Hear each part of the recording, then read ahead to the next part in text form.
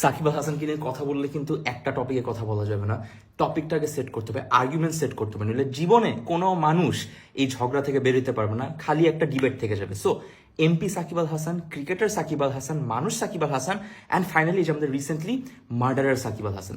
একটা একটা করে পয়েন্টে তাড়াতাড়ি চলে আসি। ক্রিকেটার সাকিব আল হাসান কিনে there is no debate at all. Cricket ওয়ার্ল্ডে best of the best allrounder, world class হচ্ছে সাকিব আল হাসান। আপনিও এগ্রি করেন, আমিও এগ্রি করি। ক্রিকেট নিয়ে কারো কোনো মাথা ব্যথা নেই, সবাই জানি Shakib is number one. Done, point কিন্তু এখানে শেষ, কোনো আর্গুমেন্ট নেই।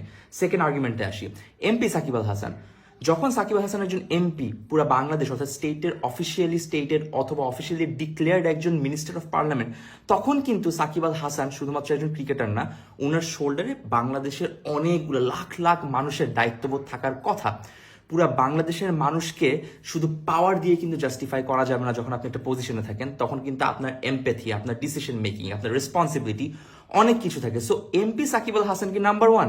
না, কোনো ডাউট নাই, এখানেও কোনো আর্গুমেন্ট নাই। আর্গুমেন্ট এখানে শেষ। ক্রিকেট গেল, এমপি গেল, মানুষ সাকিব আল হাসান আসিবার। জুলাই মাস গেল, জুলাই মাসের মধ্যে 30 দিন গেল, 30 দিনের মধ্যে হাজার হাজার মানুষ মারা গেল, অনেকগুলো স্টুডেন্ট গুলি খাইলো, অনেক মানুষ গুম হয়ে গেল। এর মধ্যে থেকে প্রচুর পরিমাণে মানুষ হাত জোর করে বলছে, সাকিব ভাই প্লিজ কথা বলেন, আপনার মতো মানুষের ভয়েস খুব দরকার। কেউ বলেন এমপির ভয়েস দরকার, কেউ বলেন সাকিব ভাই আপনি ছক্কা মেরে ভয়েস দেন, কেউ বলেন সাকিব ভাই আপনি ইন্টারন্যাশনাল লেভেলে গিয়ে কথা বলেন। শুধু বলছে সাকিব ভাই মানুষ হয়ে একটু আপনার ভয়েসটা দরকার, মানুষের দরকার।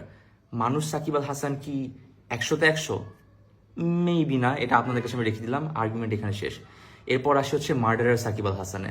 পুরাপুরি একটা ইনভ্যালিড টপিক। যখন মার্ডার কেসের কথা আসতেছে তখন কিন্তু এই জিনিসটা পুরো একটা লিগাল জিনিস। লিগালি যদি একটা অ্যাকিউজেশন করা হয়, অ্যাকিউজেশন কিন্তু প্রমাণিত না। যতক্ষণ পর্যন্ত না প্রমাণ আসতেছে, যতক্ষণ পর্যন্ত ইনভেস্টিগেশন কমপ্লিট হচ্ছে, যতক্ষণ পর্যন্ত পুরো জিনিসটা একদম সবার সামনে প্রমাণিত হচ্ছে, আমি নিজেও সালমান মুক্তিদির মানতে রাজি না যে সাকিব আল হাসান একজন murder. Shakib Al Hasan confirm investigation পর প্রুফ সহ সাকিব আল হাসান একজন চোর হইতে পারে, একজন বাটপার হইতে পারে, একজন ম্যাচ ফিক্সার হইতে পারে, একজন শেয়ার মার্কেটের ম্যানিপুলেটর হইতে পারে, উনি বাইরে টাকা পাচার করতে পারে, গোল পাচার করতে, সব করতে পারে সাকিব আল হাসান। কিন্তু সাকিব আল হাসান মার্ডারার হইতে পারে না, এটা আমি নিজে সালমান মুক্তিদিরও মানি। সবশেষে আর লাস্ট দুইটা পয়েন্ট আমি আলাদা অ্যাড করতে চাই। ওইখানে হচ্ছে পয়েন্ট নাম্বার ওয়ান, কিছু কিছু মানুষ কেন এই যে জুলাই মাস গেল, বন্যা গেল, কিছুর পরও সাকিব হাসান এখন পর্যন্ত একটা নর্মাল আছে না যে অ্যাকনলেজ করা। আমি বলতেছি না অ্যাকনলেজ করলে কিছু হয়ে যাবে, না করলেও কিছু হবে, বাট জাস্ট একটা মানুষ থেকে মানুষের যে এক্সপেকটেশন, ওই বেসিক এক্সপেকটেশনটা যখন পায় নাই মানুষ, সাকিব আল হাসানের থেকে এটা চাওয়াটা কিন্তু খুব বড় গুণ আর কিছু না। যে কোনো মানুষের থেকে, শুধু সাকিব না। তো কিছু কিছু মানুষ কেন বলতেছে কি এমন হয়ে গেছে, ও তো একজন ক্রিকেটার, নিউট্রাল থাকতেই পারে, অবভিয়াসলি থাকতে পারে, কিন্তু প্রবলেমটা হচ্ছে ওনাকে তো কেউ ক্রিকেটার হিসাবে ওনার থেকে মানবতাটা চায় নাই। এক হচ্ছে মানুষ হিসাবে চাইছে, দুই হচ্ছে একজন এমপি হিসাবে চাইছে, কারণ উনি অফিসিয়ালি এই রেসপন্সিবিলিটি নিছে আমাদের বিশ্বাস অর্জন করে। তো বিশ্বাসটা ভেঙে গেল না। আর কেন তারা রিলেট করতে পারছে না, যারা যারা আমাদের প্রোফাইলে দেখতেছেন অনেক মানুষজন সাকিবকে নিয়ে অনেক, এখন পর্যন্ত তাদের মনে কোনো ক্ষোভ নাই বা কিছু নাই, না থাকতে পারে ক্ষোভ, বাট আমি একটা খুব ভালো পয়েন্ট লিখিত আকারে, প্রমাণ আকারে আপনাদেরকে আমি চ্যালেঞ্জ করে বলতে পারবো যে কেন ওরা রিলেট করতে পারতেছে না। এক, এরা সবাই হচ্ছে প্রিভিলেজ মানুষ, প্রিভিলেজ পাইছে ফুল 15 বছর 17 বছরের। ওই প্রিভিলেজ পাওয়ার কারণে একটা সাধারণ মানুষ, একটা মানুষ যার কোনো হেল্প নাই, যার কাছে লিগাল নাই, ল নাই, যার কাছে সাহায্য করার মানুষ নাই, যার পকেটে টাকা নাই, যার উপরে কল দেওয়ার মতো কেউ নাই, যাকে সাহায্য করার মতো কোনো মানুষ ভয়েস তো না, তার কাছে কিন্তু এটা একটা বিশাল বড় প্রবলেম। এই বছরের পর বছর এই মানুষটা সারা লাইফ ফিল করছে, বাংলাদেশে নিজের দেশ হয়েও সে কোনোদিন কিন্তু একটা দেশের মতো ফিল করেনি। ওর কাছে মনে হচ্ছে এটা একটা পুরা কেজ।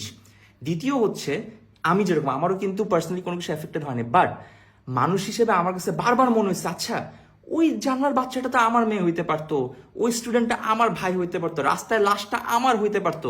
তার মানে আমি যদি মরে যেতাম, সাকিব আল হাসান চুপ থাকতো, আর আপনাদের মতো মানুষ যারা শেয়ার দিয়ে বলতেছে এটা এমন কিছু না, এত ওভার ড্রামাটিক কেন হচ্ছে, এত ইমোশনাল কেন হচ্ছে, এটা তো ওরকম কিছু নয়, তো ক্রিকেটই খেলে, আপনি কানেক্টই করতে পারতেছেন না, এটা আপনার দোষ না। এটা আমি খালি পয়েন্ট আউট করলাম যে you go to their profile, যারা শেয়ার করছে এই জিনিসটা, I challenge you, full July মাস বন্যার মাসে ওরা কেউ এফেক্টেড হয় নাই, ওদের কোনো ফ্যামিলি এফেক্টেড হয়নি। ফ্যামিলি এফেক্টেড হইলেও ওরা কখনো ওদেরকে সাহায্য করতে আগায় না, বিকজ ওরা ওই হিউম্যান কানেকশনটাই ফিল করে না। এটা আপনাকে আমি লিখিত দিব, তো বললাম ওরা অ্যাকনলেজই করতে পারেনি প্রবলেমটা কোথায়, ওরা জানি না, ওরা একটা বাবলে বাস করে। লাস্ট একটা কোশ্চেন ছিল, সাকিব আল হাসান হাজার যাই করুক, ও তো দেশের সম্পদ।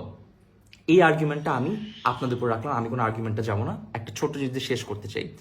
ফজলুল করিম আমাদের ওয়ান অফ দ্য অ্যাডভাইজার্স, উনি বাংলাদেশের যে মেট্রো রেল, যেটাতে মানুষ চলে, জনসাধারণ, নিম্নবিত্ত থেকে শুরু করে মধ্যবিত্ত বা নিম্নবিত্ত মধ্যবিত্তের মাঝখানে বা তার উপরে মেট্রো রেল ইউজ করে যারা, তাদের মেট্রো 1 বছর ধরে ইউজ করতে পারার কথা না, প্রচুর টাকা খরচ হওয়ার কথা। আর বলে দিছিল যে দুর্নীতি হবে, অনেক কি হবে, তারপর হয়তো মেট্রো রেল ফিক্স হবে, অনেক টাইম লাগবে। 7 দিনের মাথায় এই লোকটা মেট্রো রেল ফিক্স করছে। এই যে মেট্রো রেল দেশের সম্পদ, দেশের মানুষের টাকা দিয়ে যে মেট্রো রেলটা বানানো, দেশের মানুষই এটা সুবিধা এখন ভোগ করতে পারতেছে উনার জন্য, উনি দেশের সম্পদ। যেই 17 বছরের ছেলে সাকিব আল হাসানের জার্সি পরে জেলে গেছে, 7 দিনের রিমান্ড খাচ্ছে একজন মাইনর হিসেবে দেশের জন্য, ওই ছেলেটা একটা দেশের সম্পদ। যেই ছাত্ররা গুলি খাইছে শুধুমাত্র যাতে আমরা স্বৈরাচার থেকে মুক্তি পাই, ওই যে গুলি খাইলো, মাইর খাইলো, টর্চার হইলো, আমাদের অ্যাডভাইজার্সরা, সমন্বয়করা, এরা দেশের সম্পদ। ওদের রেজাল্টে আমি আপনি আজকে এই যে বুক ফুলায় কথা বলতে পারতেছি, এরা হচ্ছে দেশের সম্পদ। আমি সালমান মুক্তাদির ও সাকিব আল হাসান নিজের ট্যালেন্ট বিক্রি করে এন্টারটেনমেন্টের মাধ্যমে ফেমাস হয়েছি, আমরা কেউ দেশের সম্পদ না, আমরা বালটাও না। So please understand the difference before you talk and before you get into an argument. Understand humanity first, empathy first. কেউ এখানে দেশের জন্য কিছু করে না, আমি দেশের জন্য কিছু করি না, আমি দেশপ্রেমী না, আমি কোনো দেশের কেউ না, আমি দেশে থাকবো না, ওপেনলি বলছি।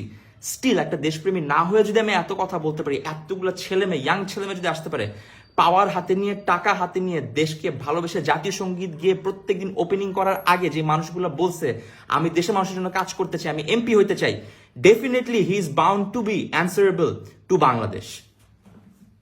Idiots.